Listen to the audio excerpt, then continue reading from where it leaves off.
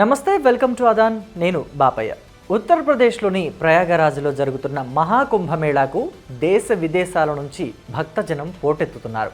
గంగా, యమున, సరస్వతి నదులు కలిసే త్రివేణి సంగమంలో అఘోరాలు, సాధువులు, ప్రముఖులు, సామాన్యుల వరకు లక్షల మంది పుణ్యస్నానాలు ఆచరిస్తున్నారు. గత 15 రోజుల్లో కుంభమేళాలో స్నానం చేసిన వారి సంఖ్య దాదాపు 14 కోట్లకు చేరుకుందని సనాతన బోర్డు తెలిపింది. జనవరి 27వ తారీఖున ఒక్కరోజే 1,50,00,000 మందికి పైగా కుంభస్నానం ఆచరించారు. ఈ నెల 29వ తేదీన మౌని అమావాస్య సందర్భంగా 10 కోట్ల మంది భక్తులు వస్తారని అధికారులు అంచనా కూడా వేస్తున్నారు. 144 ఏళ్ల తరువాత గ్రహాల అరుదైన కలయికతో ఏర్పడనున్న మౌని అమావాస్య రోజున కుంభమేళాలో వీఐపీ జోన్ ఉండదట. భక్తుల తాకిడి దృష్ట్యా అధికారులు కట్టుదిట్టమైన ఏర్పాట్లు కూడా చేస్తున్నారు. బుధవారం మాఘమాస మౌని అమావాస్య కలిసొచ్చిన వేళ గంగా స్నానం చేస్తే జన్మ ధన్యమవుతుందనేది భక్తుల విశ్వాసం. మౌని అమావాస్య ధ్యానం జ్ఞానానికి చిహ్నం.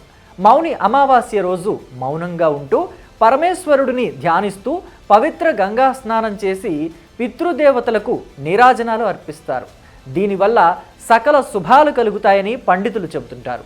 వచ్చే నెల 26వ తేదీ వరకు జరిగే కుంభమేళాలో భక్తుల సంఖ్య మరింత పెరిగే అవకాశం ఉంది.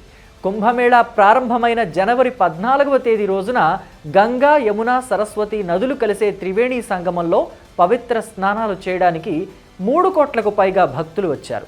ఈ ఉత్సవం ముగిసే సమయానికి మొత్తం 45 కోట్ల మంది భక్తులు వస్తారని అధికారులు అంచనా వేస్తున్నారు. ఫిబ్రవరి 5వ తేదీన ప్రధాని మోదీ, 10వ తేదీన రాష్ట్రపతి ద్రౌపది ముర్ము కుంభమేళాలో పుణ్యస్నానం చేయనున్నారు.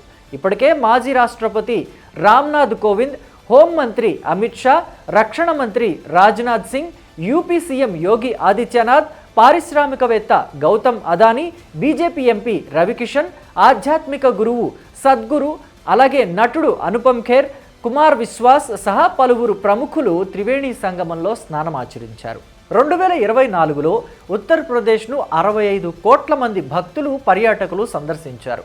ఇందులో ప్రధానంగా మధుర, కాశీ, ప్రయాగరాజ్, అయోధ్య, కుషీనగర్ టాప్ 5 పర్యాటక కేంద్రాలుగా నిలిచాయి.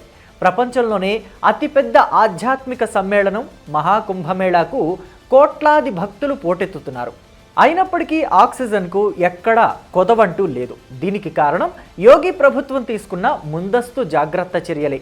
2 ఏళ్ల క్రితమే మియావాకీ అనే జపాన్ టెక్నిక్ను యూపీ సర్కారు ప్రారంభించింది. దీంతో ప్రతిరోజు స్వచ్ఛమైన ఆక్సిజన్ వాతావరణంలోకి వదులుతున్నాయి.